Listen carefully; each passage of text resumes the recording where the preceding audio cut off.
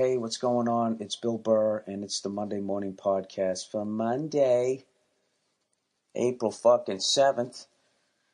What's going on? How are you? I apologize for the bad sound on the recording. I am overseas. I am in gay Paris. I don't mean that in a homophobic way. It's just what they call it. I think gay still means happy over here. It used to mean happy in the United States of America before gay people stole that word, and then started telling people how they can use it, how they can't use it. It doesn't make any sense to me. You don't own a word. Anyways, I mean, how come stupid, how come dope and stupid can actually mean something good, right? But gay can't mean that's lame. I guess because it's coming from gay meaning same sex. I don't know. I've never understood it. I can say that fucking band is gay, meaning lame, and still not care if gay people get married. Like, why does everybody have to be a fucking parent right now and just say what you can say and what you can't say? It doesn't make a difference what the fuck you say. It's what's in your fucking heart, right? All you're doing is you're just giving a roadmap for psychos on how to get through the minefield without showing their hand, And that's how you end up with another Hitler. I'm joking. Maybe a Mussolini, though. I'm sorry, I'm going to try not to move the computer here. The reason why I'm recording this way is because I finally figured it out after 2 times being over here, or overseas. I think I was in Australia one time, and I've blown out my fucking mixer. Mixer?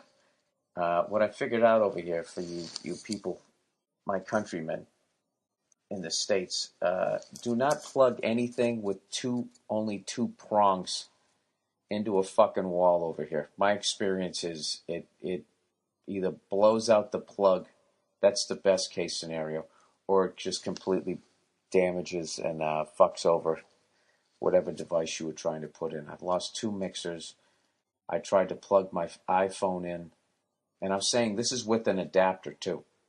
I didn't just stick it in a wall. I actually used an adapter, and I did that with my iPhone charger for the 4S, and the thing fucking blew up.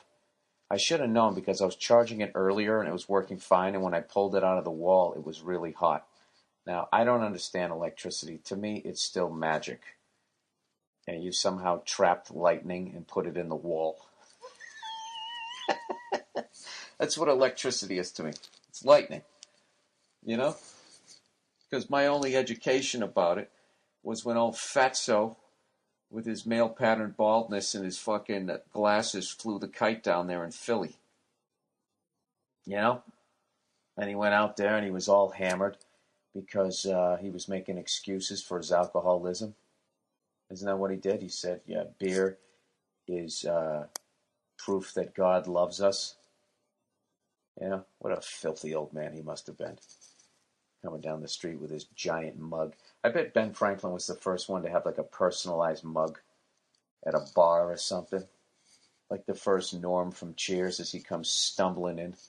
These stupid slurring witticisms.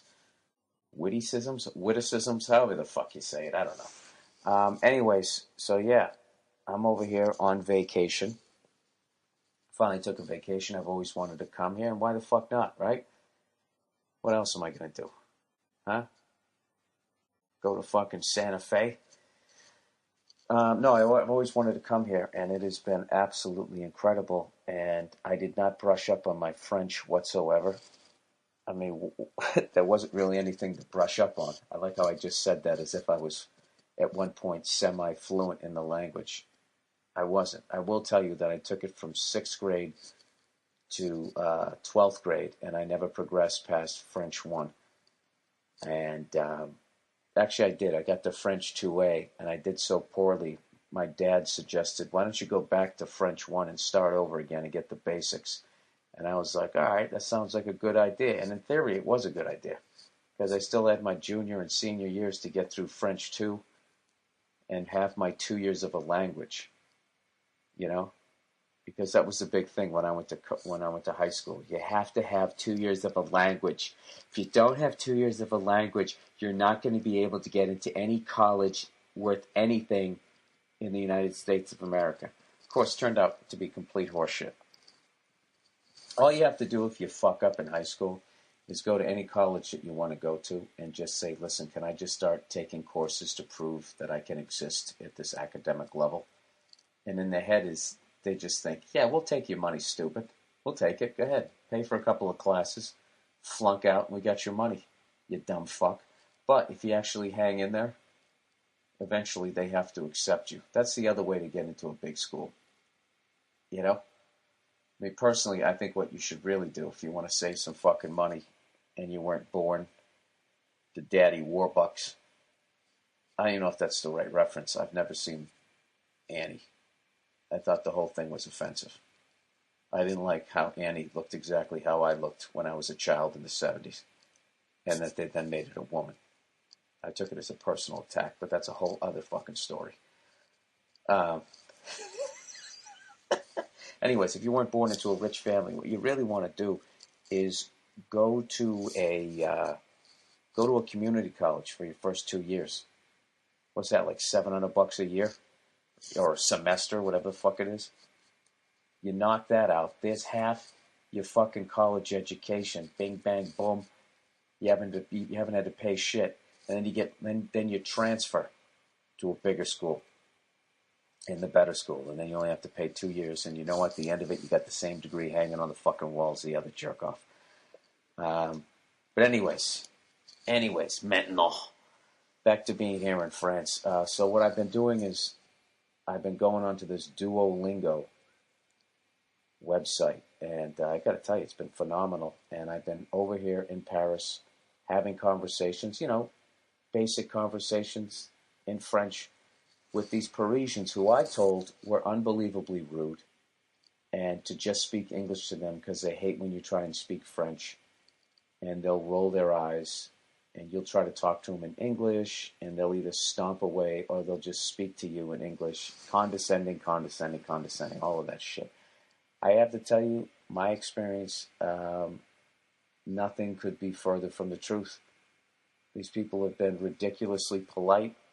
They're really fucking nice. And if you're making an effort to speak their language, they're actually cool with it. If you just sit there and you're like, blah, blah, blah, blah, blah, whatever you go, do I say that right? And they'll laugh and they'll just kind of help you along with it. That's what I found. I found a couple of impatient people, but what the fuck? I don't know. I think it kind of goes back to that same thing like with New Yorkers. I always heard New Yorkers were rude and pushy. And when I moved there, I didn't find that. I found them to be really friendly. So either people are making up shit or I'm fucked up, one or the other. It's probably a little bit of both. But I've been here for about 5 days, and I can't say enough about the people, man. I think they're great. And the lovely Nia, she's unbelievable when it comes to speaking other languages. She just I swear to God, I was telling her the other day, she could be like a spy, because she'll sit there and she'll start speaking in French, and her French is so good that they just roll with it here, and then they start saying shit, and I know Nia doesn't know what they're talking about, but she doesn't betray that on her face. She just sits in the pocket, and she watches their body language and their mannerisms, and she picks up on what they're saying, and then she responds to it with the French that she knows.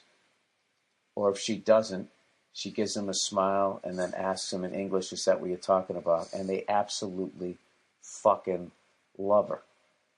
Me, on the other hand, I've been able to get to... I had one cab ride that was entirely in French, which made my whole fucking trip. I figure this is how you learn the language if you ever lived over here. How to get, have a cab ride, and ordering food seems to be the way to go the first time. So I've been trying to learn all these different, words for food and that type of shit over here. But it's been it's been tremendous. I've always wanted to come here, and I got to tell you, the limited amount of places that I've been to over here, or around the world, I should say, this is visually the most unbelievable city I've ever been to. I mean, these sons of bitches knew what they were doing when they were laying this thing out. It's incredible. Absolutely incredible. Like, I've been to, like, I think 3 parks here, or 2. 2 giant parks here that could fuck with Central Park. Well, they're not as big as Central Park. They have another one that's as big as Central Park. I haven't been to that one yet. You know what's funny? As I looked it up on the internet, and I guess at night that's where the hookers are. And you know what? I gotta tell you, their hookers are pretty fucking gorgeous. That's another thing, too. Best looking fucking women as far as a country I've ever gone to. And that includes, I mean, this just might be personal taste. This includes Sweden and Norway, where the women were drop dead gorgeous. And Iceland, too. Like, the French women are fucking unbelievable. Plus, they're speaking French, you know? Who the hell doesn't like a gorgeous woman speaking French? You know, I don't. Maybe you don't. This is just all my own personal opinions here. But anyways, these other 2 parks that I've gone to, the way that they do it, it's like you walk into the park, and it's sort of, you're covered like there's trees all around you, and that's beautiful enough with park benches and all that. And then you basically walk, I don't know how far, I don't know how many meters, how many yards, but you get all the way in, whatever, about 4 or 5 football fields. And once you get in, all of a sudden it just comes to this like giant open area. And then you have these 365-degree views of like museums, old governmental buildings, or like the Eiffel Tower. All of a sudden will just be there like a goddamn mountain in the distance. It's literally breathtaking, you know. And I know you guys are gonna trash me for saying that, but I swear to God, it's I can't say enough about it. And if I was ever gonna live, I think somewhere else. I mean, first of all, I always wanted to learn to speak another language, and also this place is incredible. And I've only seen a little bit of it, and I'll tell you about it after these messages here. I got to do a little bit of advertising here. I apologize for the clicking sound if this is like extra loud, but like I said, my fucking mixer only has the 2 prongs, and I'm not sticking that in the wall because, you know, I buy like $90 mixers. So that's another thing too about your devices over here. If you got something that costs you about $100. It's some sort of piece of electronics. Do not plug it into the fucking wall with or without an adapter. Well, without an adapter, it's probably going to blow up, as opposed to just getting shorted out the other way. Okay, here we go. Stamps.com, everybody. The post office is always crowded.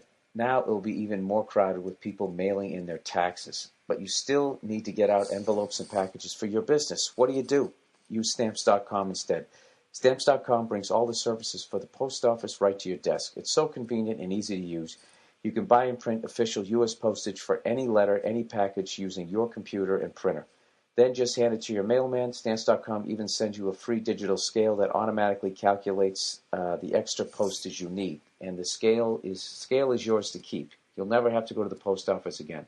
I use Stamps.com to send out all my DVDs, my posters, my re-elect Bill Burr buttons, whatever thing I'm selling, you know, whatever I'm whoring out at the end of my shows. Right now, you can use my last name, Burr, B-U-R-R, for this special offer, no risk trial, plus a free $110 bonus offer that includes a digital scale and up to $55 in free postage. Don't wait. Go to Stamps.com before you do anything else. Click on the microphone at the top of the homepage and type in Burr, B-U-R-R. That's Stamps.com. Enter Burr. Next, what do we got here? Oh, LegalZoom, everyone. Modern technology is great. Smartphones, iPads, and other gadgets make it easy to do so many things. But why is it that our lives seem busier at the same time? Well, I got theories on that, but I don't have time to tell you about them. Well, when it comes to getting to the legal help you need, LegalZoom provides a great solution that works with your busy schedule. Let's face it, the legal system is complicated. There are better things you can do with your time. Thankfully, LegalZoom is there for you. So if you're thinking about starting a business, forming an LLC, or getting a trademark, will, or living trust, LegalZoom gets the job done right. You'll get the personal attention you need to help you take care of all the details. LegalZoom's been helping families and small business owners for over 14 years, and they received an A+ from the Better Business Bureau. An A+, people. Call or visit LegalZoom today. For an extra discount, enter Burr in the referral box at checkout. That's LegalZoom.com, discount code Burr. LegalZoom provides legal help through independent attorneys and self-help services, but it is not a law firm. Go to LegalZoom.com, enter discount code Burr. And what do we got here? One more. Dollar Shave Club, everyone. Nothing feels better than that first shave with a fresh blade, right? It's smooth, it's close, and the blade is as sharp as ever. It feels fantastic. But thanks to the big shaves... What? But thanks to the big shaves company's ridiculous prices, you can't afford to use a fresh blade every week, can you? So you drag that dull-ass blade across your face for 2 weeks, 3 weeks, 10 weeks? However long, depending on your cash situation. Why would you do that to yourself? Maybe because the only thing more painful than shaving with an old blade is shelling out $30 for a pack of new ones. If you want to enjoy a fresh blade every week, but you don't want to take out another mortgage on your house, you got to join DollarShave.com. For just a couple of bucks a month, DollarShaveClub.com ships the highest quality blades you can get. I use these things when I'm out here on the road. They're absolutely phenomenal. Everything they're saying about them is true. And you know what? It's only $6 for the best quality blades you can get. So every week I can pop in a fresh blade and treat myself to an amazing shave. I'm finally treating my face like my own face. You know, it's incredible. Join DollarShaveClub.com. Get amazing quality blades in the mail for a couple of bucks and treat yourself to a brand new blade every single week. Hundreds of thousands of guys have upgraded their shaving with DollarShaveClub.com. I'm one of them, and I'm loving it. Now it's your turn.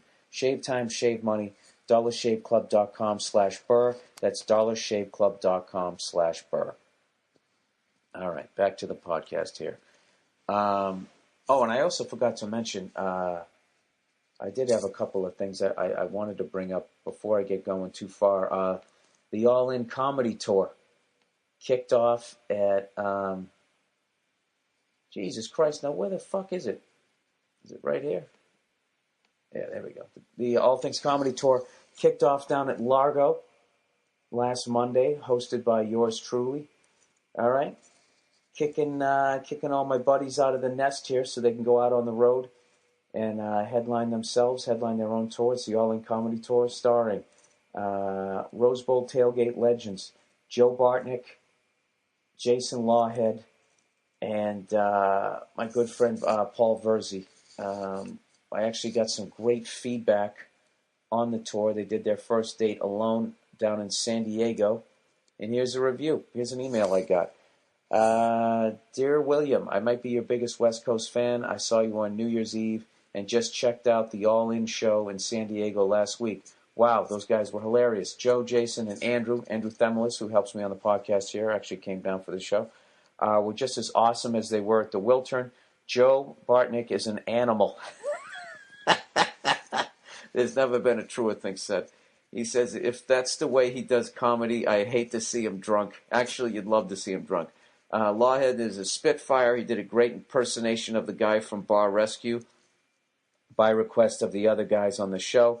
Oh, by the way, we got a video of that. We got some video of that. Jason Lawhead does a fucking hilarious impression of the Bar Rescue guy. We're going to have that up here on the podcast page. And he said, I was quoting Andrew Themelis to my coworkers the next day, and now on to Virzi. Holy shit, Paul Virzi's hilarious. He's the only one of your four horsemen I'd never seen perform. You don't keep any slouches around. I highly recommend your podcast listeners check out their other shows. I'd be the water boy on this tour, too. I was hoping you were actually a guy in the audience in disguise and you were going to stand up and rip off your fake mustache and jump up on stage. Thanks for the podcast and go fuck yourself. There's actually a chance that I might pop in on a show or possibly two on this tour. You never know. But just let you know, tonight they're at Helium Comedy Club, great comedy club in Portland, Oregon. Tomorrow, Tuesday, they're at the Punchline in San Francisco. Actually, Tuesday and Wednesday, they're at the Punchline in San Francisco. And Thursday, they're at the Punchline in Sacramento. All great clubs. It's an amazing show. They're all my buddies. I'd love it if you had time to go out and support these guys. The show starts at 8 p.m. See them all on the same bill. You're going to get to be able to tell your friends that someday. And and also Tom Segura, one of my favorite. I call him new comedians because I'm an old guy, and he's also one of the members here in the All Things Comedy Network. He has a new comedy special out. His first hour special called Completely Normal. It's available if you want to purchase it on iTunes. If you just want to check it out and get him some views on Netflix, you can obviously check it out on Netflix. All right, I'm done running my mouth here. So back to the tour here. I just realized I'm wearing headphones and I can't even hear myself. Not the tour. Back to the trip out here in France. So yeah, we got here on Wednesday of last week, and I got to admit, I haven't really done any touristy shit. I just kind of been sitting in cafes, watching people going by, eating some great food, and renting a bicycle, riding around like a twinkle toes, having a good time doing that. Walked along the River Seine. If you ever get a chance to do that, you're going to see these stairs that go down where you can get really close to the river. Do not, I repeat, do not do that.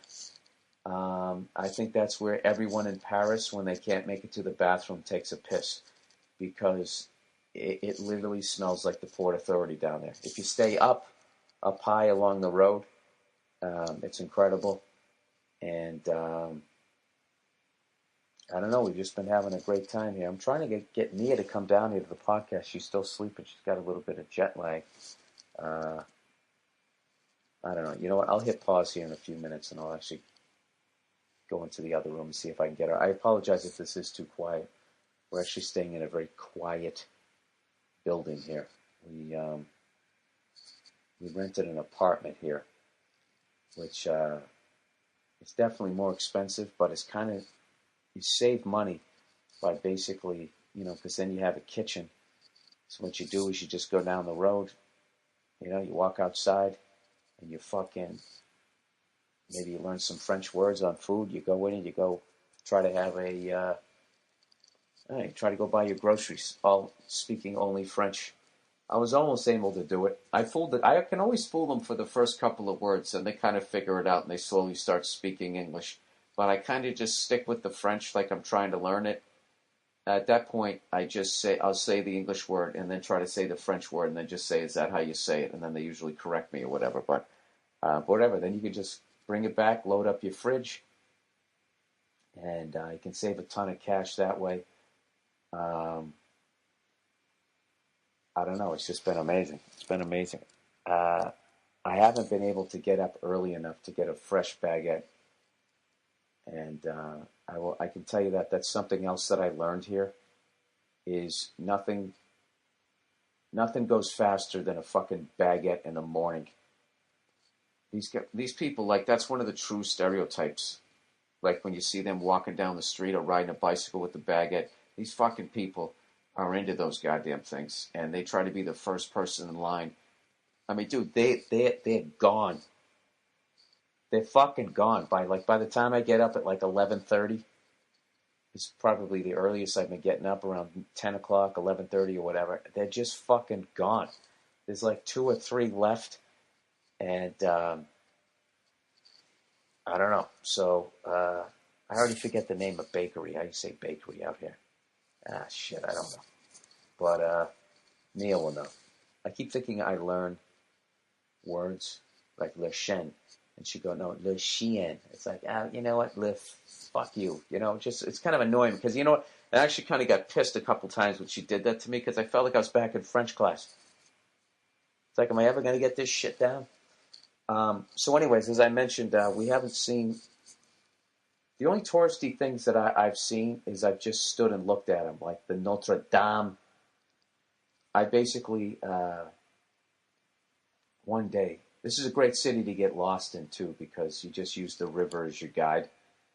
I just kind of go in about 5, 10, 20 blocks. Although you can get lost because the river River Seine kind of winds down the middle of it, but it's been a pretty good way to try to figure out where the hell you're at.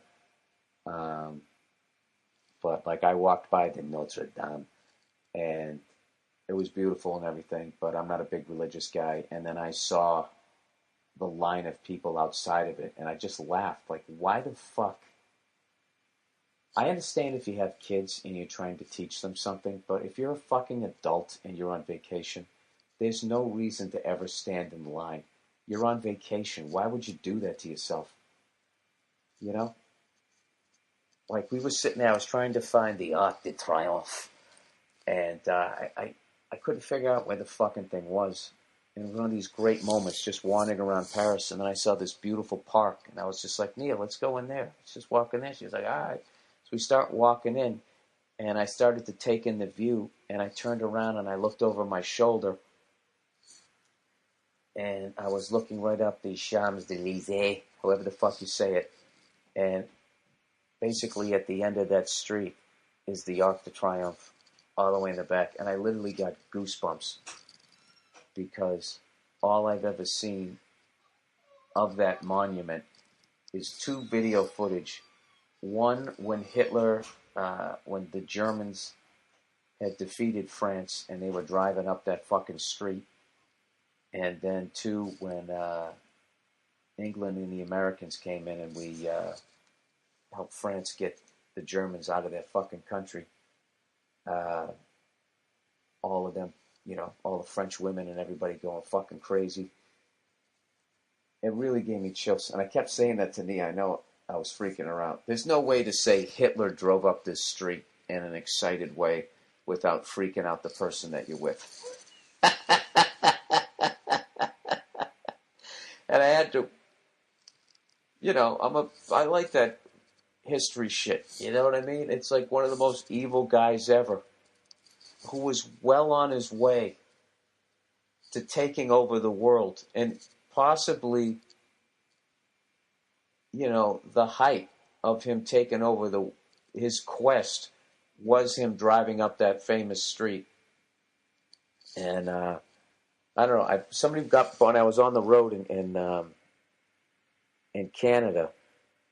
Somebody gave me this book, The Guns of August. And it's about World War One, and it's phenomenal. And I knew that France had lost to Germany in World War One and World War Two initially, both wars, but I didn't realize that in like 1870 they had another war, and Germany won that one. Why didn't I bring the book down here? I'll read the quote next week. And basically, France straight up lost that war. It wasn't like World War One, World War Two, where they got occupied and then eventually got them out of there. At least I think that's what happened in World War One, because I don't know much about that war. But in 1870, they fucking lost. And aside from having to give up some land, one of the things, part of the treaty in the end, is they had to let the Germans drive up that street, the Champs-Élysées, right? And not one French person showed up. It was just one of the darkest days in their history. I mean, talk about absolute fucking humiliation, right? So these sons of bitches drove up the street, and then they had to pay like some ridiculous amount of francs as a punishment. I want to say 5 billion, but there's no way anybody could afford that back in fucking 1870. And it was supposed to take an entire generation for them to pay it back to the Germans, which would obviously keep France weak. And these motherfuckers so wanted these guys off their back, they paid it off in 3 years. I'm going to go out on the limb and say that nobody ate a baguette for fucking 3 years here in France, and they got the Germans off their backs. And once they did, there was this expression over here, I guess, according to the book anyways.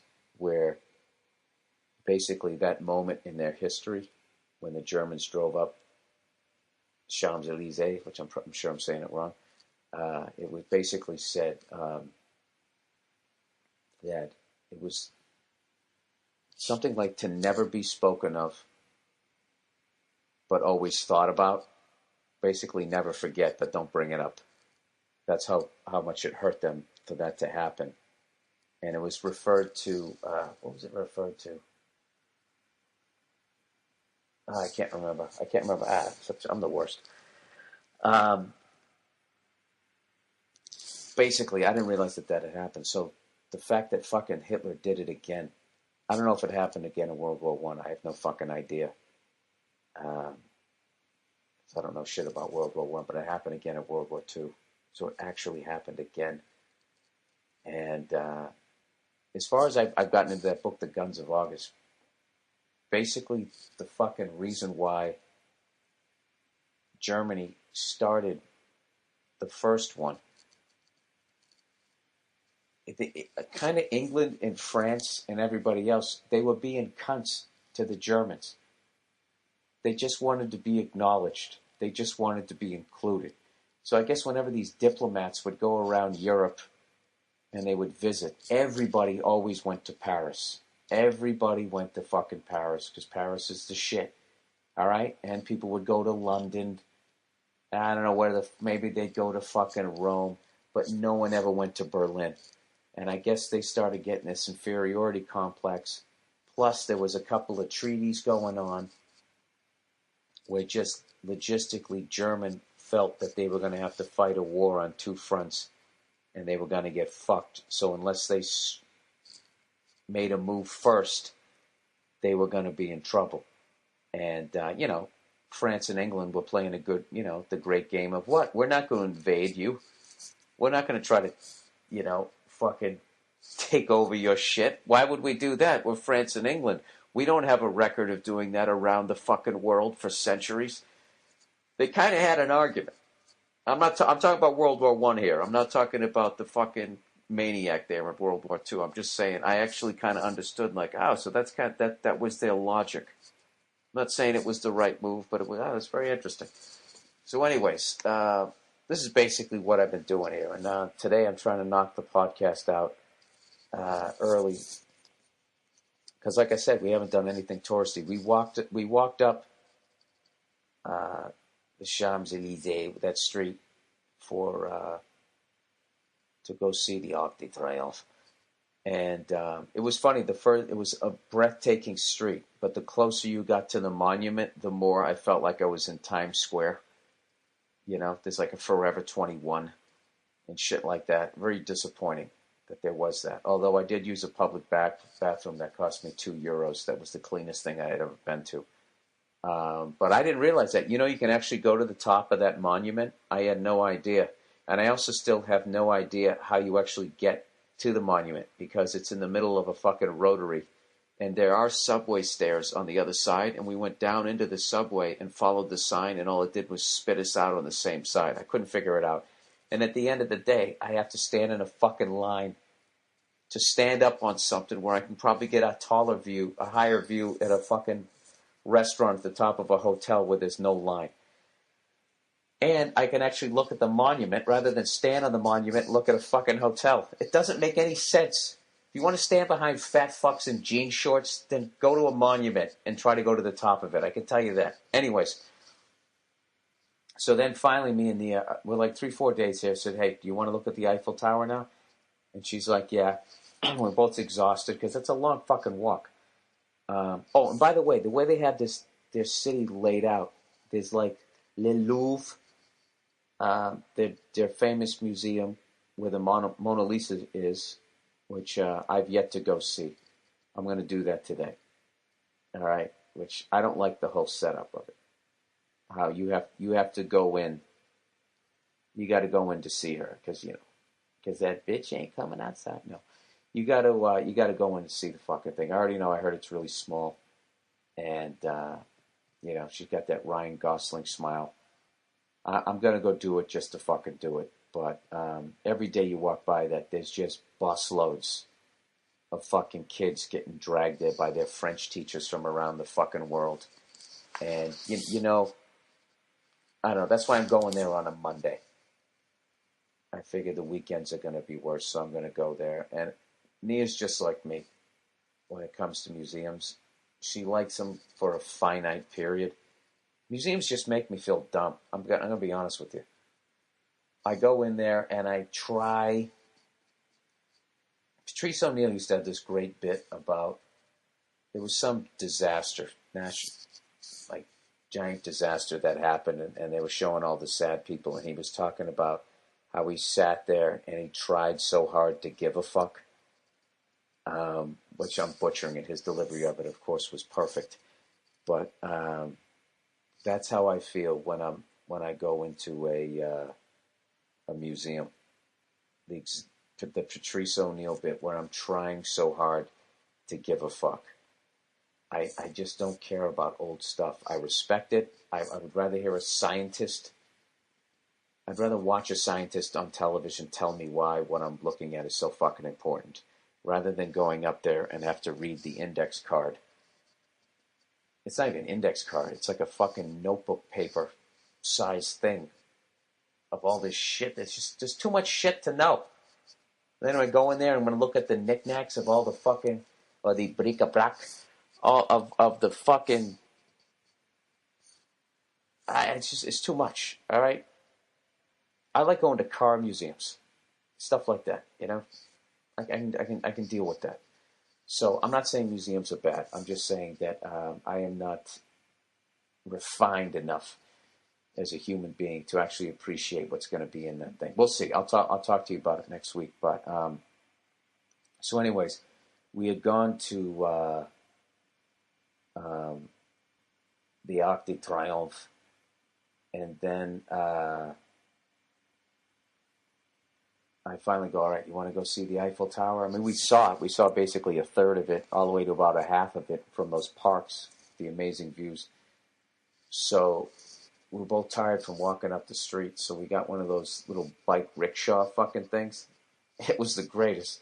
So we got jumped in that thing. We're going on the rotary around the fucking arc. And then we're just riding along. And then once again, because the French know how to make a city, you go around this roundabout, and then all of a sudden there's all these buildings, and then there's just this giant gap.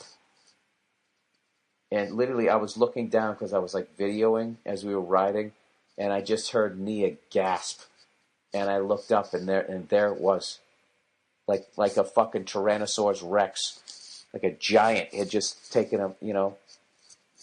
a step right towards you. It was unbelievable, the greatest tourist attraction I've ever fucking seen. And I didn't even go up. We never went up in it. We just stood there and looked at it. Essentially from across the river, but it's right on the river, and it's so goddamn big. It was incredible. And then we just went across the way and we sat in a cafe and just looked at it. And what's great about the cafes here in France is I've never been to anything like it. All the chairs are faced out at the street. They're all Nene. I think she just came in. All the chairs are just faced out at the street because you don't want to miss anything that's going by. All these fucking beautiful women, all dressed unbelievably.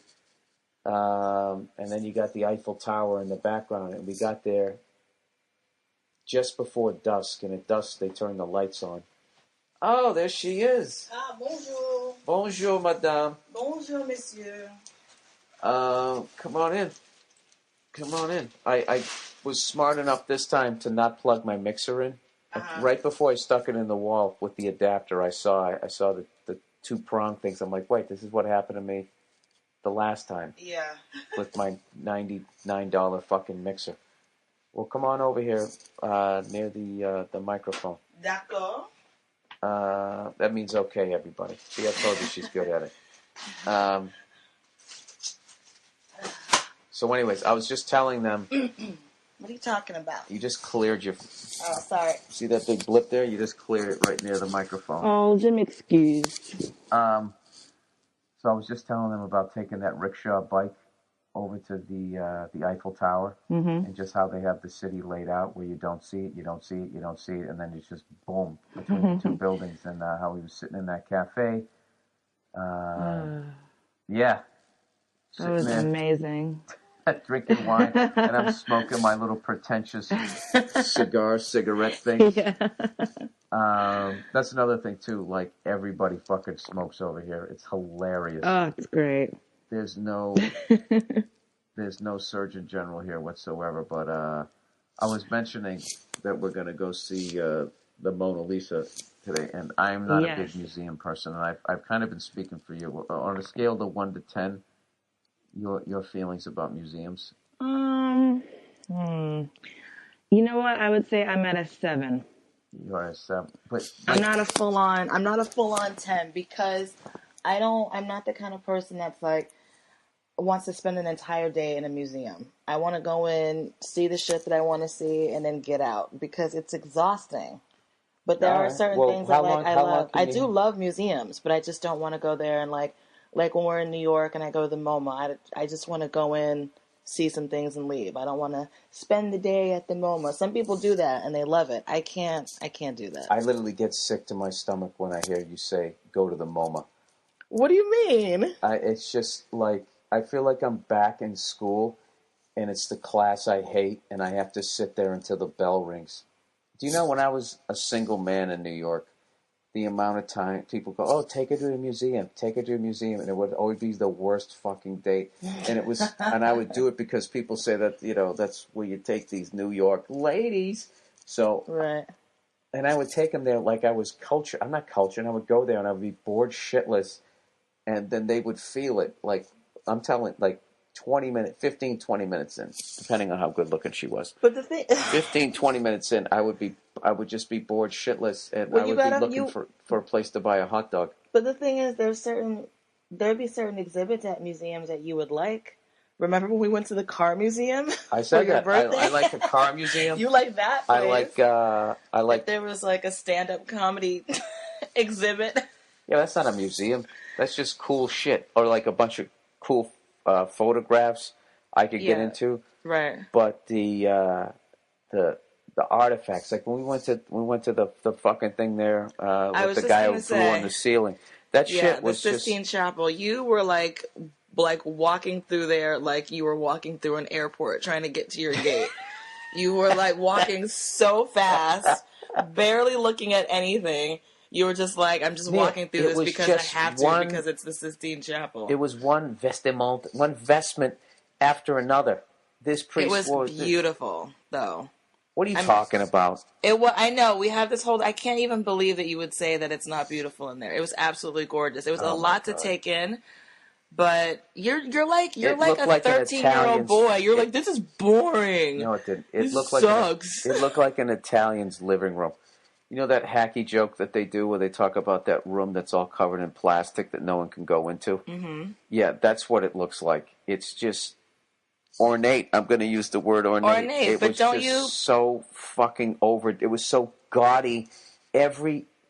Look, you know how you love how the Parisians dress, where it's basically all dark color, and then like the splash of color with the scarf or the shoes or the hat, and everything else is sort of was it muted, matted, neutral, whatever the fucking word is. That was the exact opposite. Yeah, that was the epitome of but look how I got this over here. I know, but there's so much time and skill that goes into putting all those frescoes up. It was absolutely incredible, though. You got to appreciate that part of it. You got to appreciate the artistry that goes into something like this. The same way I can appreciate an older movie, but also realize that the dialogue's a little dated. Like the way they decorated it is a little dated. Oh, I got to give. What is it? What do you mean dated? I mean, it's Rome. It's one of like the oldest cities. I loved Rome. I loved everything about it. Other than that the only fucking museum I went to was that stupid Sistine Chapel, and it sucked. When you go there, make a right and go right to the ceiling painting. Yeah, that's and then the get best the thing fuck to out do. of here. Don't go to the left and see every chalice they ever fucking drank out of for like the next. And it wasn't even crowded that day. God forbid if it was fucking crowded. You're gonna. I swear to God, you're gonna think about abandoning your family for good if you're wired like me. So by the way, I would now say, having been here, that Paris, as far as Europe goes, Yes. Paris is like New York City. I'd say London is like a smart Chicago. I love saying that just to piss off people in Chicago. And then Rome is sort of like a Boston, Philly kind of thing.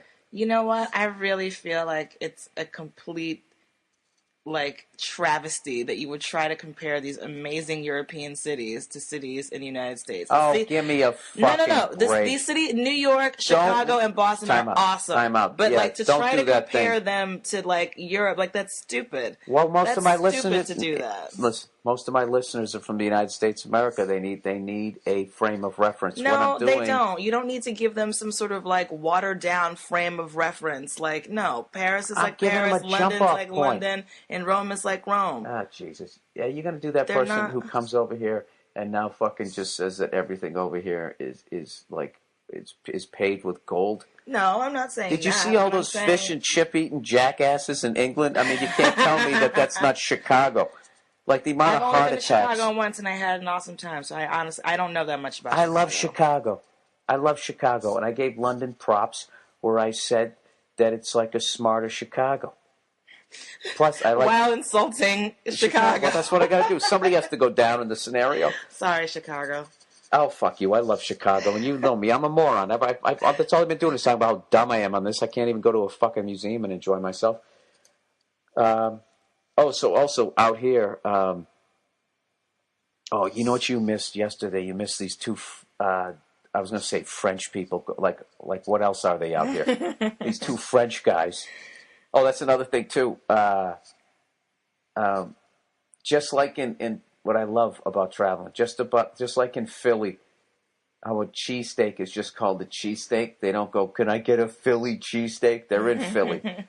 Just like over here, French toast is not French toast. Right. It's pain perdu. Le pain perdu. Yeah, le pain perdu. That's what it is. There's no French in it. They are French. They don't need to say it. So that's my travel tip. And it's delicious. Wasn't it really good with that custard? Although in Boston, it's still a Boston cream pie. That's because it's Boston. Yeah, we're morons. Is that where we are? I would have a fucking Framingham, whatever over there. They'd identify everything in Boston just to say that it's Boston related. Oh, shut up! It's not like I'm from Boston. I love my city, but come on, Boston is. If you want to talk about dumb, let's talk about Boston. Oh, what are you talking about? Harvard? No, God. We have Harvard, Harvard. Boston University. I went to college in Boston. As did you. MIT. It's a wonderful Mecca of universities. Mecca of university of people who come from other places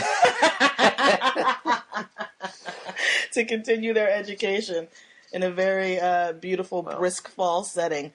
Otherwise, I would. It's a bunch of friendlies eating jackasses, as you say. I would be offended by that if I didn't fit into that fucking stereotype. Believe it or not, people, I did not get accepted to Harvard. I got accepted to Wentworth. Where's that? Wentworth was a construction school. This is like fucking Breakfast Club. What, I'm dumb because I know how to make a lamp? No, you're not. No, you're a genius because you know how to make a lamp. That's what you're supposed to say. And I had no construction Wentworth. skills whatsoever. The reason why I picked it was because it just looked like it was a fun job because I was working in warehousing. And I noticed when you worked with a bunch of other guys and the boss was sort of there but not really there, you could just stand around breaking balls all day. So that's why I picked the school. Right. Okay. I got accepted there, and then I also got semi-accepted to Northeastern. Like, all right, we'll let you take a couple of classes. I'll see how you do. We'll see how you do. And yeah, it was a fucking nightmare. I didn't get accepted. And then I went to neither place. I got rejected from Harvard, of course, because I wasn't smart enough. My dad went to Harvard, so I felt like, well, let me apply to Harvard. I feel like I should have Your family pushed of harder to get into Harvard, but I didn't. And I went to Emerson, and it was awesome. So. And there's my college story. And that's my college story. Yeah, Listen, it was we're great. we're coming up on an hour here. What are you talking about here? I talked about everything. Oh, you know something else? I've been trying like every friggin' cigar that you can try out here because their selection is incredible. Mm-hmm. But this is what I have learned. Even in Paris, if you want to buy a cigar, go to a cigar store. What's the one that I went to down the street? On Rue Saint Honoré. I don't know, but yeah, you got to go to a specialty place, just like with the boulangerie. You go to the boulangerie. That's bakery. Boulangerie. To get the croissant and the baguettes, and I guess you go to a pâtisserie to get the like little cakes and the macaroons and things like that. Yeah, because other than that, you're just gonna get ripped off. Like it's weird because they got all these places. Was it TABAC? Tabac, yeah. You just see those signs and you're like, oh, there's Cuban cigars in there. And you walk in there, but they don't know what the fuck they're doing. Like I walked in to one yesterday and I bought 2 different size like Cohibas, these smaller ones and real thin ones. And you're supposed to like, basically what you do is you squeeze the end of it. You're supposed to go in about 50% and then it's supposed to come back out. I like mushy. Watching you squeeze your imaginary cigar. Yeah. The rest of the cigar, regardless of how hard it is, it doesn't make a difference. It's that right there. And that'll give you a good draw. But the whole thing was squishy. And I noticed that they seemed almost a little wet. They had the fucking humidifier up too high. And I'm sitting there, I was smoking it last night. It was like, it's like I'm smoking wet leaves. And it was a Cuban. I had to finish the thing. How funny was it when I stuck the Q-tip in the end of it to the side? So I get down to the end. It was still, better than any cigar that I usually get in the U.S. That's like when you're like in college or whatever, and you're trying to smoke like the smallest part of the joint. You use a pair of tweezers to smoke out of it. Roach that clip, was exactly the roach clip. There's a famous story because I've only heard it once in my life. I'm not going to say it's famous. Castro, when he was at the UN, he actually lit up during the whole meeting of the minds of people around the world. And as he's sitting there listening, he's smoking a Cuban, which I think is a big fuck you to the U.S. Like, yeah, you guys wish you could be smoking these. And in the end, he what he used as a roach clip was some part of his glasses. And he stuck it in there, and he was holding his glasses, like hitting it like a roach at the end. Really? Yeah. Huh. Dressed like he was on MASH. I got you a croissant from the boulangerie. Okay, what flavor? Plain, the butter one. How do you say it? Bill Burr. Yeah, Burr. Okay, let's read a couple of these things here. Fake sports enthusiasm. Dear Billy Balls, between the Final Four and the Super Bowl, which one do you think attracts the most fake female sports fans? All just running out the door in whatever color they're rooting for. Never watched any regular season games. Which is it? I say the Final Four. First of all, I don't think that you got to just say that it's women. Yeah, fuck you. Oh, Jesus. I'm not saying that because Nia's here either. Although I might subconsciously because we have to spend the day in a museum. The most fake female sports fans. There's only fake female sports fans? I would say... Well, the Super Bowl is brutal for the fake female sports fan. It's fucking brutal. It's brutal for everybody because most people pretend like they give a shit about the Super Bowl when they don't. They just want to watch the goddamn commercials. That's a very ignorant point of view. What you're doing right now is because you're looking out your own head and saying this is the view of the world. The thing is, Nia, a lot of people are. You're part of the problem. You're the woman who shows up that doesn't give a fuck. And talks during the game. I don't show up. Yeah. You know I don't go to games or any of that kind of shit with you because I usually don't care. No, but the Super Bowl, you do show up. You go to a Super Bowl party. Yeah. You eat the food. You talk during the game. And you shut up during the commercial. No. And then when the game comes back on, you go, oh my God, how much you think that one cost? That one wasn't that good. That is not what I do at all. Yes, you are lying right now. I don't ever do that. I'm never more embarrassed of you than on Super Bowl Sunday. So many Super Bowl parties with you, but I've never done that. I usually dip out during the game, or I'm sort of sitting there watching it and not really paying attention on my phone. You're over in the corner giggling with your friends during the game. All I hear is, ha, No. That's what I hear. I would actually say the Super Bowl because the Super Bowl has become like a national holiday, and it's the fact that it is one day, it is on the weekend, it's only just for one fucking day, and the fact that there's going to be food and all of that stuff for non-sports fans to still enjoy. And then all the other extra fucking hyping, like, oh, we need to turn the channel and watch the Puppy Bowl or whatever the fuck it is, or oh my, yeah, oh my god, fucking. I do like the Puppy Bowl. That's cute. Yeah, fucking Bruno Mars is going to be playing at halftime. He killed it. He did kill it. Oh, he's awesome. He awesome. killed it. He's awesome. I'm not saying he didn't, but I'm just saying better than Tom Petty. Tom Petty. You know, remember Tom Petty came out looking like the guy in the Nickel? Oh, that, yeah, the blonde. Last Dance with Mary, that guy? Yeah, he looked literally. Who's the guy in the Nickel? Is that Thomas Jefferson, or is that of Thomas Jefferson or Tom Petty? Of Tom Petty. All right, girlfriend cheating on her diet. What up, Billy Redknob? I already don't like this person. Why, you don't like that delivery? No, that's actually pretty funny. Girlfriend cheating ... on her diet. On her diet. That sounds like a gay guy wrote that. On her diet. Ridiculous. Scandalous.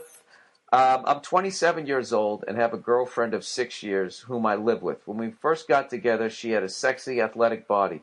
That all changed last year when she got promoted and started working long hours in a high-stress position.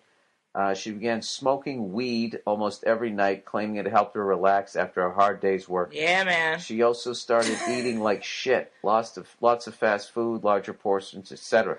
She's probably 60 to 70 pounds heavier than when we first met. And on her 5'3" frame, it fucking shows, man. After ignoring my subtle... That would show on a 6-foot frame. After ignoring my probably 60 to 70 pounds heavier. After ignoring my subtle hints for the last year, I finally sat her down last month and said enough is enough. She needs to make an effort to get healthier. I did everything to support her in losing weight. I paid for an expensive supplement program that her coworkers recommended. I started making her healthy lunches every day to take to work. When she'd get home from work, I'd have a healthy dinner ready for her on the table. I even paid for a new gym membership and bought her a new bicycle. Today, I found a hidden cache of fast food wrappers in the garage. This led me to look at her bank statements from the last month. She's been picking up fast food on her way home from work nearly every day since we talked. This sounds like a Biggest Loser story. Not only that, she'd also buy fast food at lunches sometimes too, suggesting that she was tossing the lunches I made her in the trash. This really pissed me off. I'm a guy who takes care of my body and want a woman who does the same. She's only 24 and hasn't had children. She shouldn't have a beer gut, jowls, and saggy tits. You were so in the pocket. You were so in the pocket. I want to fucking take your computer and throw it out the goddamn window.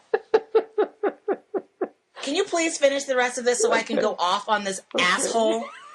Please, just finish it, because I swear to fucking God. I swear to God. I think he's making a lot of good points.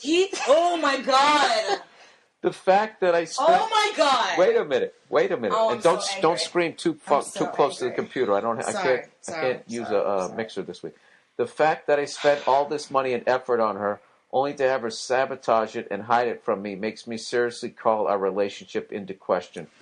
What would you do in my situation? Oh my God, Mia's taking off her shoes. Oh my God. You know what? You Hey, we have to be quiet. I know. And you know what? You shallow, just bullshit fucking asshole guy who wrote this letter. Let me explain something to you right now. You think you care about her health? You don't care about her health. You certainly don't care about her state of mind. All you care about is whether or not your girlfriend's hot enough. What, for you, for your friends, for society? You don't give a shit. You said yourself she's got this job, she's stressed out, and so she's stress eating. That's what a lot of people do, okay? And you're sitting here, you seem like you were well-intentioned, right? But now it seems like you're just being fucking shallow because you don't care. You don't care about anything that's going on inside of her. physically or mentally or emotionally. All you care about is what she looks like. And now you're mad because she's like hiding it from you and you're calling into question her relationship. You've been with her for 6 years and you're going to call into question her relationship, how she feels about you because she's going through something emotional. Why don't you talk to her about how she feels instead of trying to put a Band-Aid on the problem and making it seem like you care when you obviously don't give a shit, okay? You're a shallow, superficial douchebag, and she should dump your ass and get hot, even hotter than when. And she's 24. You met her. Wait a minute. Time out. Now, how would she go about getting even hotter? By losing 60 to 70 pounds? No, you know what? She could get hotter by finding a guy who's making more money and who's nicer and like just a better person. So she should become a gold-digging fat whore? No. Wait a minute. Now listen. Here's the deal. Forget her even. Time out. You're being too hard. I'm going to tell you right now. She should just dump you. No. Yeah, you're being. You mean she had a better body when she was a teenager than she was when she started to get into like her midlife? What a surprise! Time out. That's unbelievable. Time out. That happens. Oh my God! When people get older and have like grown-up responsibilities, that's really crazy how that happens. Sir, you hit the. Listen. And you've got like a 6-pack and a full head of hair, and you're just like the hottest guy ever, right? And that's not going to change for you maybe in 10 years. If you go through something and you're having a hard time, and the person that you supposedly love and cares about you and has been with you for 6 years just decides to toss you aside because you gained some weight, fuck you. Wait a minute. Okay, time out. Can I defend this guy a little bit here? Of course, sure. That's what you do. You defend the assholes who write into you. So go ahead. Well, yeah, I can't bite the hand that feeds. No, I'm not defending this guy just to defend this guy. Okay, first of all, you're ignoring the fact that this guy, he sat down with her in a nice way. Okay, in a caring way. Nia, to be 5'3" and put on 60 to 70 pounds, you're setting yourself up for heart disease, and you're going to die. And this guy, she hasn't even had kids yet. Okay, time out. And she has to go through all of that, which you know, Nia, okay, that's already hard enough as it. She's only 24 years old. You should not be 60 to 70 pounds. Nia, 30 pounds overweight is obese. This girl is 2 times, on her way to 3 times. At 24, she's blowing out her body, and she's never going to be in shape again. And she's going to live a miserable fucking life, a very difficult life because of it. She's going to blow out her knees. I'm telling you, all of this shit is going to come. And this guy, he did not sit down and say, hey, you used to be hot, and now you're not. He's basically saying time out. No, he isn't. Time out. He sat down with her like an adult and said that basically, I'm concerned about you. We said, I love you. I'm concerned about you. I want to help you get healthier. This guy is making lunches for her. He's paying for a gym. He's doing all of this stuff. And in the end, when he's trying to help her out, and then she's going behind his back, eating, which she's doing it out of a shame thing, he felt betrayed, and then the anger comes out, and then that's when he says beer gut jowls and saggy tits. Okay, now this is the thing there. Like, it's unnecessary for him to put it I understand what you're saying. Okay? Well, he has to, because he can't say that to her, and he has to get his anger out, or he has to make a fucking joke. He has to do something. And yeah, this guy's also 27 years old. He says he keeps himself in fucking shape, which, you know something? That's not fair to your partner. It's not fair to your partner to go out and put on that kind of weight, okay? She's 24 years old, though. She can bounce back. It's not like she's 44. She's 24. Okay, it's hard to lose that kind of weight, of course, but she can do it. But I'm just saying, why can't he be more emotional? He's doing all this stuff where you do all the physical stuff, but he seems like he's incapable of being emotionally supportive to her. What are you talking about? He was in the beginning. He did this. What he's doing in the end is he's talking to me, guy to guy. She's 24 years old, hasn't even had kids. She shouldn't have a beer gut jowls and saggy tits. You know what? He's coming at her like a football coach. Well, she doesn't need a football coach. He didn't say it to her. He didn't say it to her. He said it to me. Suggesting she was tossing the lunches I made her in the trash. Yeah. Who knows? She might have just. She's probably eating them both. She's probably eating them both. Right. What would you do in my situation? That helped this fucking guy out. He seems like he's keeping himself in shape. He's actually a great boyfriend. If he was a dick, he would have said, I'm breaking up with you because you have a beer gut and jowls. He didn't. He tried to help her with the fucking problem. Guys, problem solve, okay? Help this guy connect with her emotionally. So, I mean, look, she's got this high-stress fucking job, but, like, at some point, you know, you got to settle into the stress of your job or you have to get a new fucking job, but this is what it's doing to you. All right? And yeah, I got to tell you, you get 60 to 70 pounds overweight at 24 fucking years of age, what's going to happen at 34? And yeah, that is a legitimate question.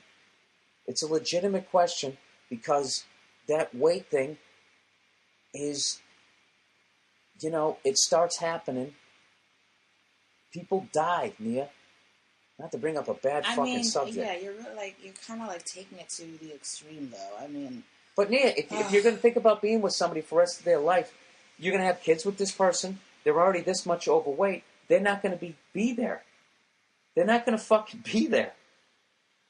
All right, fine. Maybe I went too far when I was calling him an asshole and all that kind of stuff. Man, I think you had a normal reaction because acting out of it's that last thing. You know what I mean? Because you know what, you're right. Everything that he says he's doing in terms of making her healthy meals and buying her a bike and the gym membership, that's all well and good. And maybe this is the part about men and women that's difficult because yes, you guys try to problem solve. You don't try to connect on an emotional level and say like, no, you bury the emotions, right? And you go to the gym.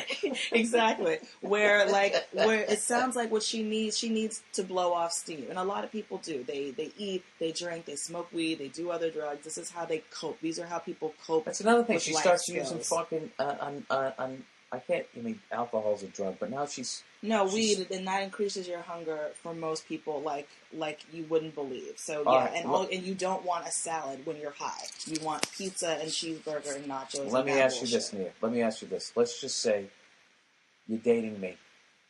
All right. Mm-hmm. You know, we've been going out for 2 years.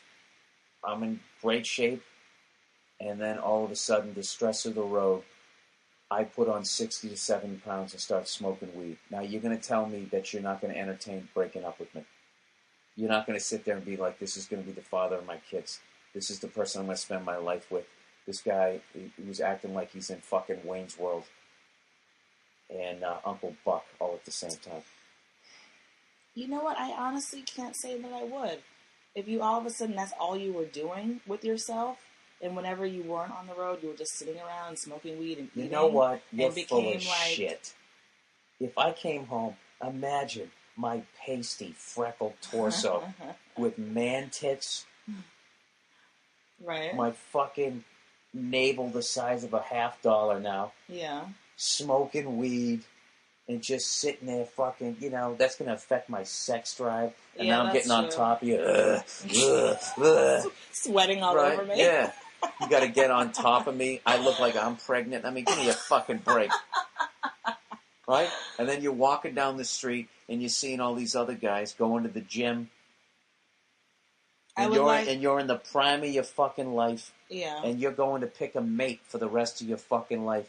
And I'm already looking like I've worked on Wall Street for 30 fucking years. You're not going to sit there and have any second thoughts. Come on, dude. I mean, I might not be as sexually attracted to you. That's for sure. But I wouldn't stop. Can you just tear the Band-Aid off and just say what you're going to say? But I wouldn't be like, I need to. That's the other thing. How would you approach me? How would you approach me? No, but listen. This is the problem. This is the problem that I have, especially with this whole letter. The fact that I spent all this money and effort on her, only to have her sabotage it and hide it from me, makes me seriously call our relationship into question. Why does that call your relationship into question? Because she's being deceptive.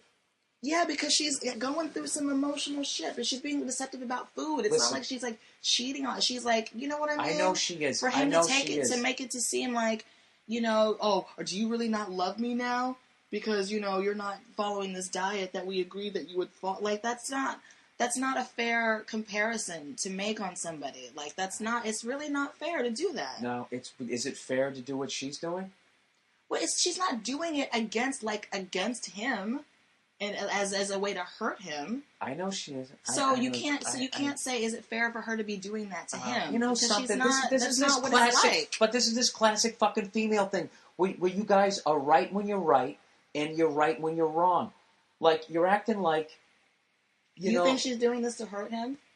Well, why can't she be a little more mature and just say, like, listen, why can't she sit down with him and just level with him and let him know, just say, listen, I got to be honest with you. I know that you care about me. I know that you sat down and you had this conversation with me, and I know that I said I was going to do this and this and this, but I'm actually doing that, and I'm actually, not going to the gym, and I feel bad that you're wasting your money and all that, and you're taking all this time to make a lunch every morning. How loving is that he's doing that? She should do that. Yeah, all right then. She's not 100% free of guilt. The thing about it is, Nia, is that guys are guys, and we talk like guys, and guys just get to the fucking heart of the matter. I don't like the fact what he said. He looked at her bank statements from last month. She's been picking up fast food on her way home for like nearly every day. I gotta tell you, Nia, that's a chick thing to do. Go through somebody's email and snoop. He's snoop. It is. It's snoop. And now now you don't like that. Now what if a woman did it? You probably would like it. No, I don't. I hate when she people, had a hunch. No, I don't like because when people check stuff. I have friends who check, and I don't think it's smart to do. I think it's ridiculous. And also, it's like, don't look because you more than likely going to see something that you don't want to see. Well, I'll be checking your emails later on today. I have nothing to hide. All right, you can check all my emails. All right, so what should he do in this situation? Well, first of all, I should probably apologize for saying fuck you and calling you an asshole. But yeah, you should just sit down and have a talk with her and just say, I'm concerned about you and what's going on with you emotionally. Like, tell me what's going on. How does he deal with? Maybe we can go for a walk after work and you can tell me about your day. When he brings up the fact that he snooped and looked at her bank statements. He does not need to do that. Well, let's just say he does. Because at this point now, his girlfriend she's going to freak out. And she can get a lot of weight behind those punches now. You're such a dick. No, he should just say, I'm worried about you because I feel like you're going through some stuff and I tried to help you, but maybe it's not enough. Do you want to talk to me? Do you want to talk to somebody else? How are you feeling? Because she probably feels shitty about herself. She probably feels terrible about herself. She's gained that much weight. None of her clothes fit anymore. She knows how she looks.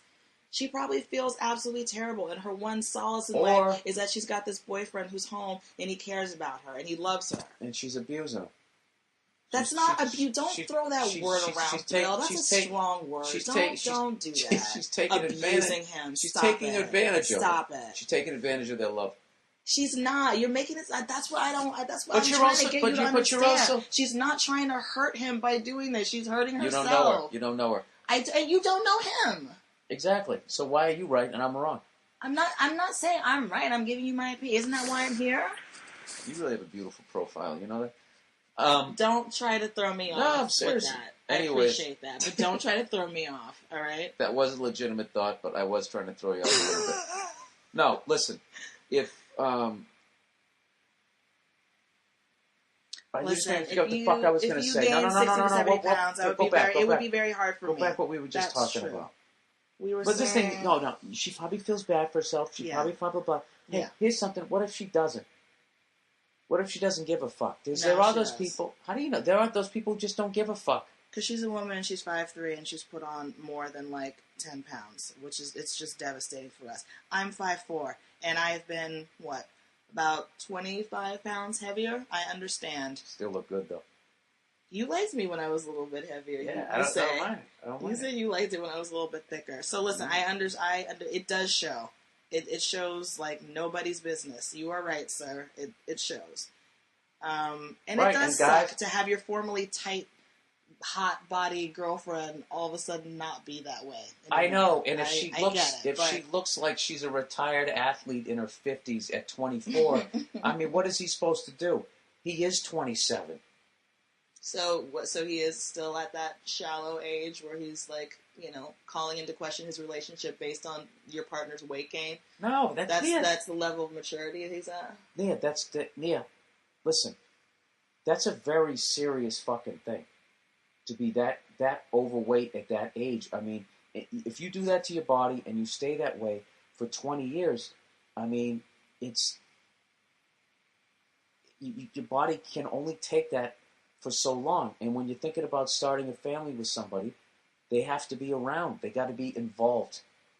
They can't be over in the corner, you know, with no energy, lethargic, and then having, on top of that, all kinds of fucking health. That's another thing, too. You're not going to be able to get fucking health insurance. I mean, what she's doing really is affecting both of them. I'm not trying to be a dick here, but like... They're not even engaged, though. This is just his girlfriend. That's how you get her to lose weight. You should propose.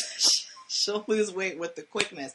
Trust me, I know. Yeah, but then once they get married, she's going to go right back to the Doritos. Well, then that just means that there is a significant emotional thing that needs to be addressed. So all that stuff that you did while you got her this great bike and a gym membership and all that stuff to support, first of all, that should tell you that a person is only going to change their lifestyle if they want to. Number one, that's the first lesson. That's with drugs or food or anything. Number two, that means you need to go deeper than just the kind of like, these are the things that you do to get healthy. I got the answer right here. That means you're either talking or you're suggesting therapy, or you go to therapy to talk about it or something. She probably needs to. If she's got like some sort of like eating have the answer. Food addiction or something. I got the answer. She's probably just fucking depressed. And when you're depressed, you smoke weed and you gain weight. Like, she's depressed. She's stressed out. He needs to sit down and decide if it's worth it. Does he love this person enough to ride through this fucking storm? If you're not, if you don't feel that way, then you should just walk. Okay? And then breaking her heart is better than marrying her when you don't love her. So just break her heart, the stress of that and the sadness of that, she won't even be able to eat that big king every day. And she'll probably drop like 15. Has he stopped loving her? Because if that's the case, then he's calling their relationship into question. So that's what I have a problem with. I don't know why. Because he's being honest. Why can't you fucking be honest? Why can't guys be who we are? We are visually. You know what I love about women is you fucking want to use that shit where visually attractive gets you a fucking drink. Or get you out of some shit. What do you mean? Ugh, like that doesn't fucking work. You want to use it when it works for you, and then you want to use that weakness when it's to your fucking advantage, and then when it's the other way, you want us to be these fucking understanding goddamn people.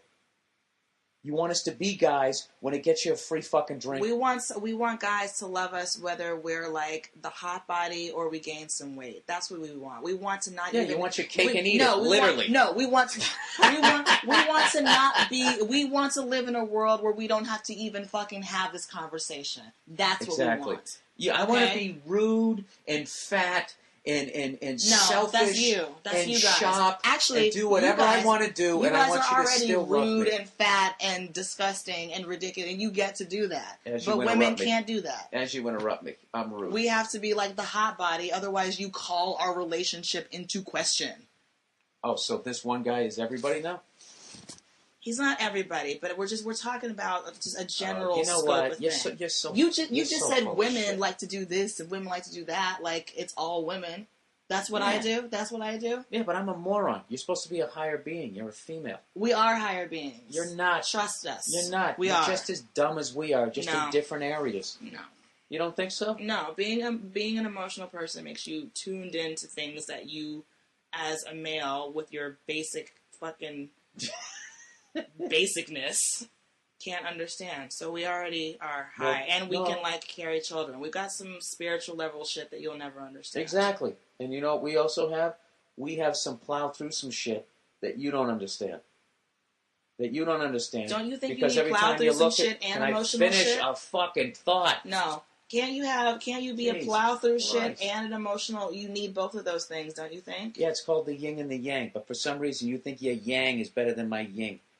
And that's the fucking problem. And there's 50,000 shows on fucking TV. As much as you ladies complain about the images on TV, there's a zillion fucking things on TV that are telling you that you guys are right and guys are morons. Start with 90% of the fucking advertising when they show a man and a fucking woman in a relationship. Like that ridiculous one from a few years ago that I'll never fucking believe that they were actually, where she's sitting at the computer and the guy's outside, finds a beehive and literally sticks a broom handle up into the fucking thing and is getting stung by bees because he's a dumb guy and she has to sit down and handle the family business at the fucking computer.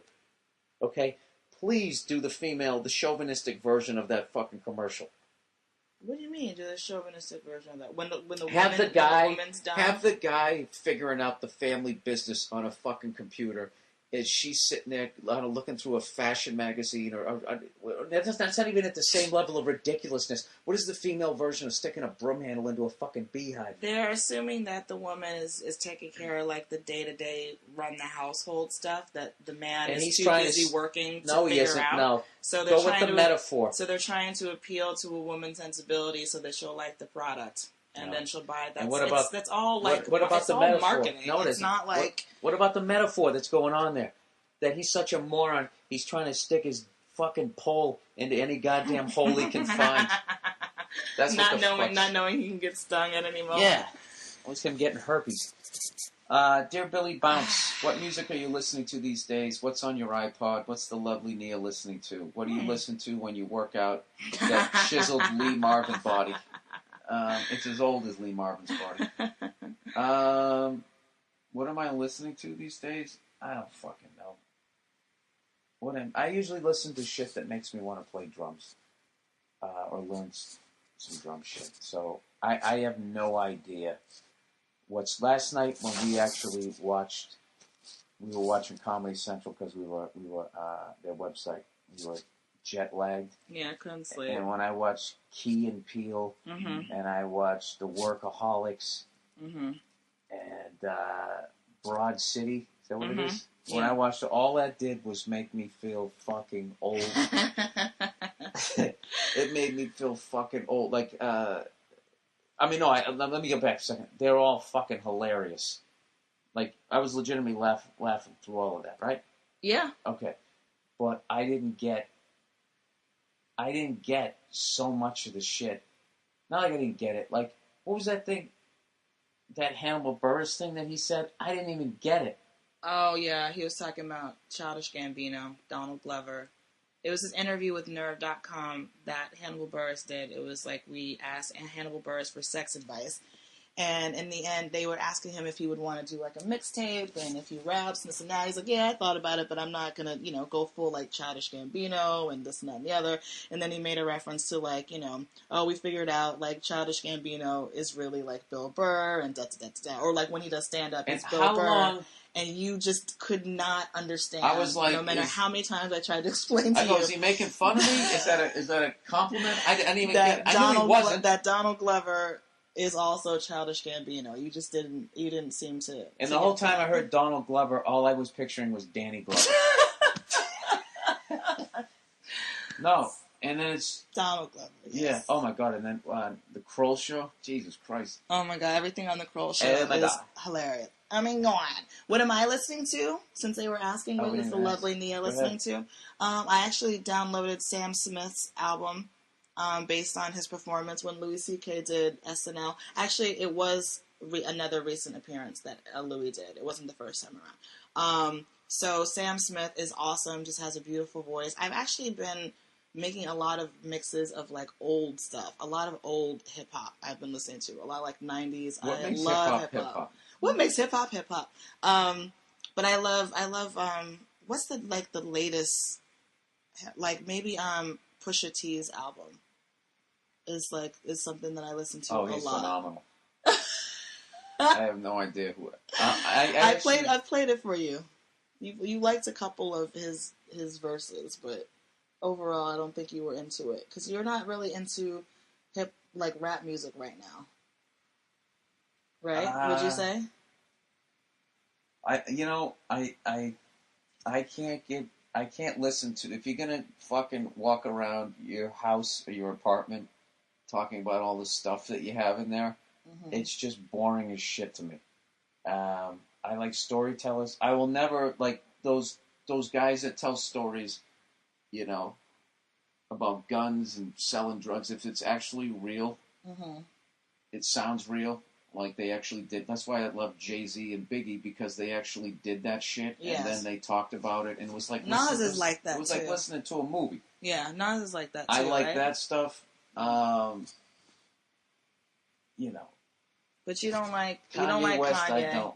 I Kanye like West is so far up his own ass. It's just like that is true. Yeah, I never heard of like who walks around calling himself a genius. Who does that? I mean, there's like right there, you're not a genius. You're an idiot. Like I don't understand I hate when he also stretches out the words. It's like, what are you trying to dumb it down for me? You either don't have enough material for this fucking song to finish it. Oh, it's a style. It's like you know, what do you call it? Oh my god! Is that your Kanye West impression? Whatever that one that I listen to because I like. Oh my god! Talk about being apropos. I believe it's called N-Words in Paris.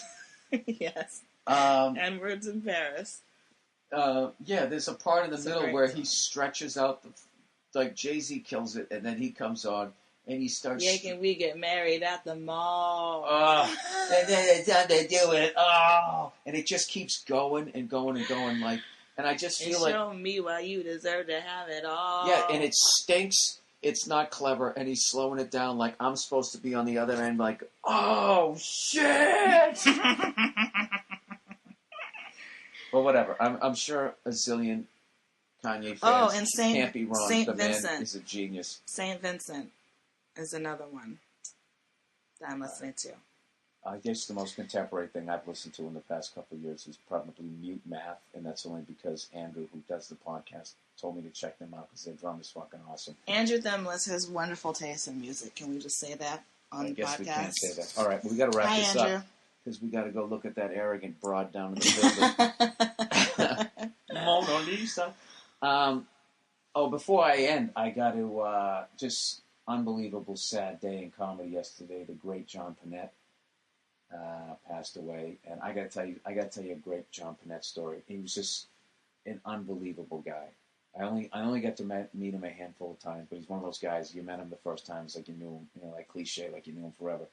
First time I ever saw him, all I had heard was the legend of John Panette, where basically he started doing comedy and like within 6 months was headlining because he didn't have the material yet because he'd only been doing it 6 months, but his charisma and how hard he was killing, and he was just such a natural that where in Boston where it was like headlining was so solidified, like you like we always said, by the time we came around, you had to leave Boston to headline Boston because the Boston comedy gods weren't leaving, and you weren't going to get funnier than them. So you had to go out and get TV credits to just do a headlining set at the fucking Comedy Vault. But John Panette was so funny, he plowed through all of that in 6 months. So the first time I see the guy, after hearing the legend of the guy, I'm at Nick's Comedy Stop on Kevin Knox's show. And this was after the stand-up boom ended. The 80s ended in the early 90s when I started out. So, and they didn't learn how to promote a club because they never had to, because people just went to comedy clubs. So now for the first time ever, they had to learn how to promote it. They were still learning. So long story short, it was a Tuesday night at Nick's. There was maybe 28 people in the crowd. And John Panette comes in and just says, hey, can I get up and do some time? And they put him on, and I watched him, and he did 12 minutes. And he made those 28 people, it sounded like a fucking jet was landing. He had them dying laughing, and he got a standing ovation. Like he had done like a 90-minute blistering set, just doing 12 minutes. And it was one of those things I had never seen anybody get a standing ovation, but I knew at the end they were going to stand up. And I remember he just went, and he just kind of like, sit down. I just remember going like, what the fuck was that? And fortunately, I never had to try to follow him.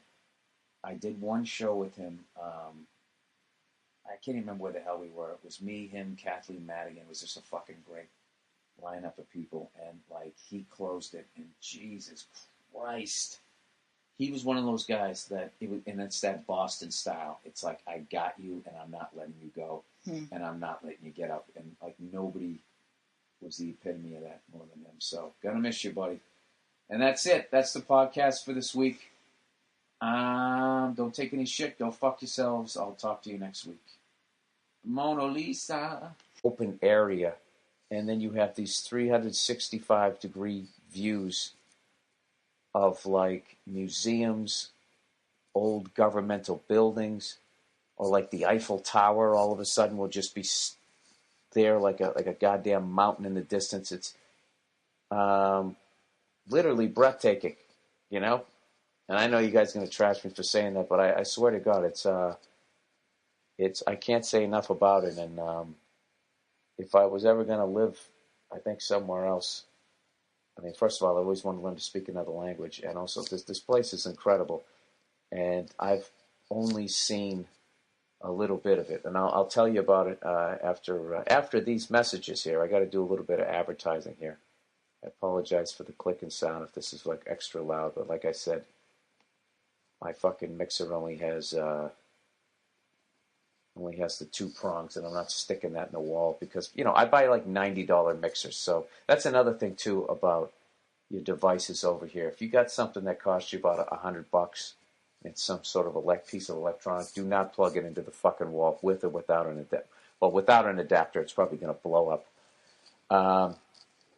as opposed to just getting shorted out the other way. Okay, here we go. Stamps.com, everybody. The post office is always crowded. Now it will be even more crowded with people mailing in their taxes. But you still need to get out envelopes and packages for your business. What do? Use Stamps.com instead. Stamps.com brings all the services for the post office right to your desk. It's so convenient and easy to use. You can buy and print official U.S. postage for any letter, any package using your computer and printer. Then just hand it to your mailman. Stamps.com even sends you a free digital scale that automatically calculates the extra postage you need. And the scale is yours to keep. You'll never have to go to the post office again.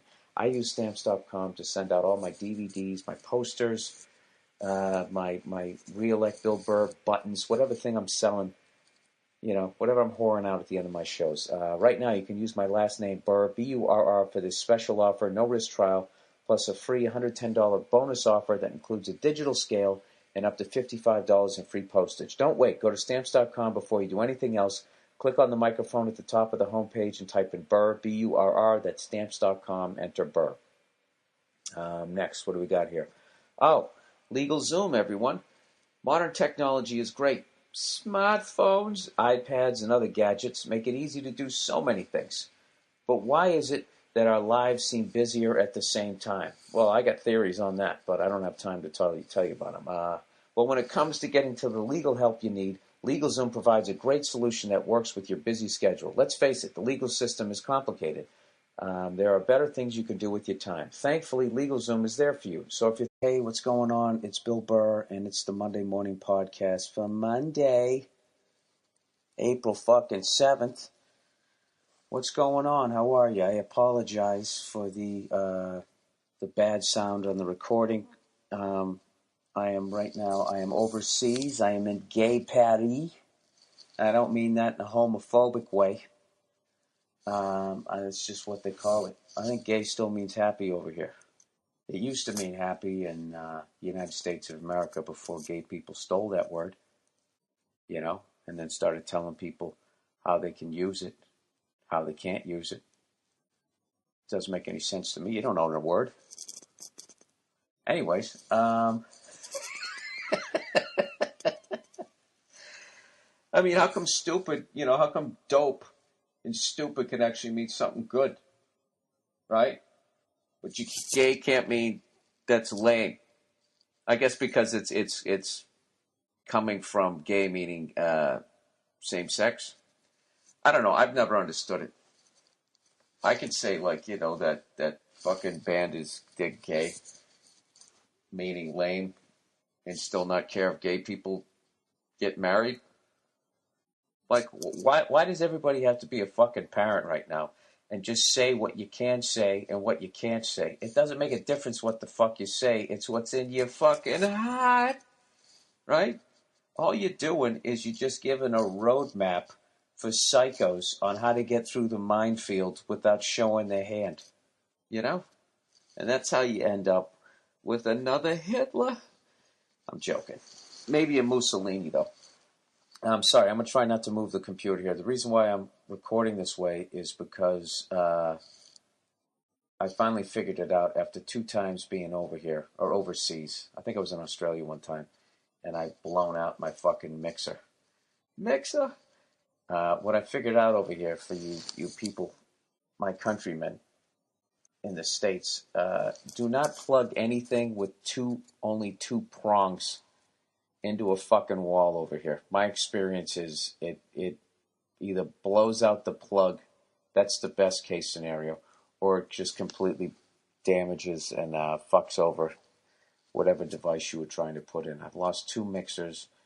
I tried to plug my iPhone in, and I'm saying this is with an adapter too. I didn't just stick it in a wall. I actually used an adapter, and I did that with my my iPhone charger for the 4S, and the thing fucking blew up. I should have known because I was charging it earlier and it was working fine, and when I pulled it out of the wall, it was really hot. Now, I don't understand electricity. To me, it's still magic. And you somehow trapped lightning and put it in the wall.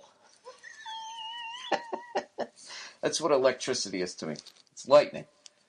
You know? Because my only education about it was when old Fatso, with his male pattern baldness and his fucking glasses, flew the kite down there in Philly. You know? And he went out there and he was all hammered because he was making excuses for his alcoholism. Isn't that what he did? He said, yeah, beer is proof that God loves us. You know, what a filthy old man he must have been. Coming down the street with his giant mug. I bet Ben Franklin was the first one to have like a personalized mug at a bar or something. Like the first Norm from Cheers as he comes stumbling in. These stupid slurring witticisms. Witticisms? However the fuck you say it, I don't know. Anyways, so yeah, I'm over here on vacation. Finally took a vacation. I've always wanted to come here, and why the fuck not, right? What else am I going to do? Huh? Go to fucking Santa Fe? No, I've always wanted to come here, and it has been absolutely incredible, and I did not brush up on my French whatsoever. I mean, there wasn't really anything to brush up on. I like how I just said that as if I was, at one point, semi-fluent in the language. I wasn't. I will tell you that I took it from 6th grade to 12th grade, and I never progressed past French 1. And actually I did. I got to French 2A, and I did so poorly, my dad suggested, why don't you go back to French 1 and start over again and get the basics? And I was like, all right, that sounds like a good idea. And in theory, it was a good idea, because I still had my junior and senior years to get through French 2 and have my 2 years of a language. You know, because that was the big thing when I went to high school. You have to have 2 years of a language. If you don't have 2 years of a language, you're not going to be able to get into any college worth anything in the United States of America. Of course, it turned out to be complete horseshit. All you have to do if you fuck up in high school is go to any college that you want to go to and just say, listen, can I just start taking courses to prove that I can exist at this academic level? And in their head they just think, yeah, we'll take your money, stupid. We'll take it. Go ahead. Pay for a couple of classes. Flunk out, and we got your money, you dumb fuck. But if you actually hang in there, eventually they have to accept you. That's the other way to get into a big school. You know? I mean, personally, I think what you should really do if you want to save some fucking money and you weren't born to Daddy Warbucks. I don't even know if that's the right reference. I've never seen.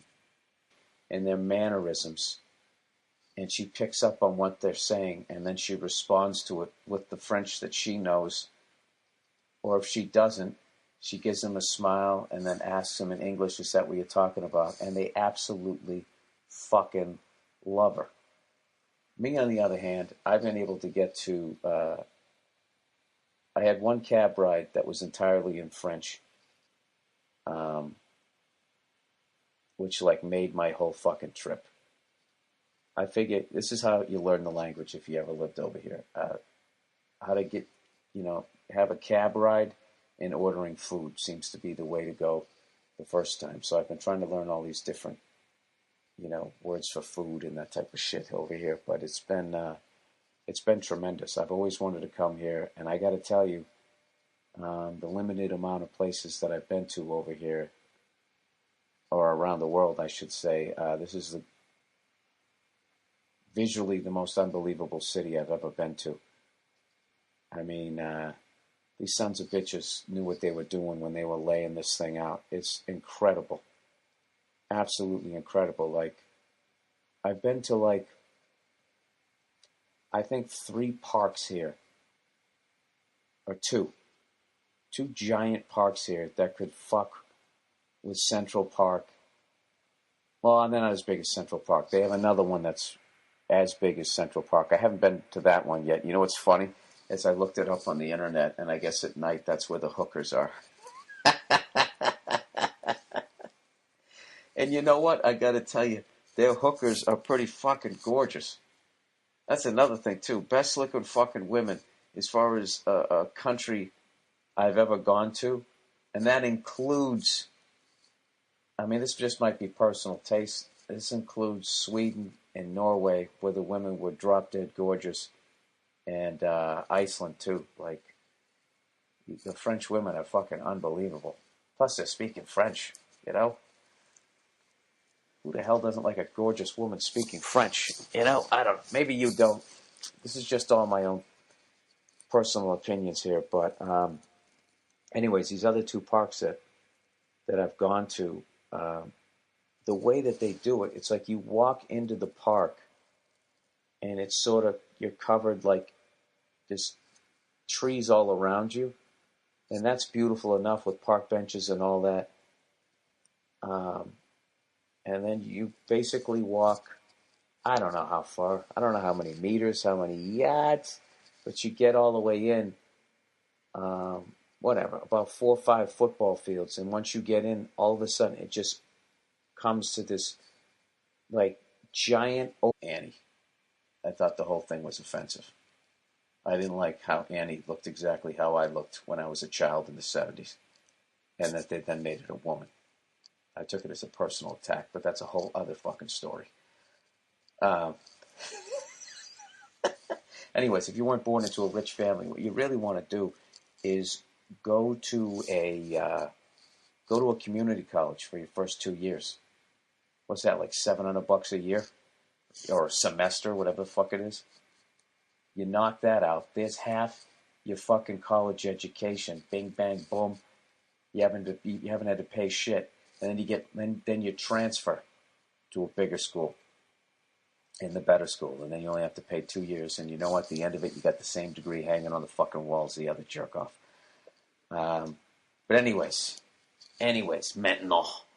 Back to being here in France. So what I've been doing is I've been going onto this Duolingo website, and I got to tell you, it's been phenomenal. And I've been over here in Paris having conversations, you know, basic conversations in French with these Parisians who I told were unbelievably rude, and to just speak English to them because they hate when you try and speak French, and they'll roll their eyes, and you'll try to talk to them in English, and they'll either stomp away or they'll just speak to you in English, condescending, all of that shit.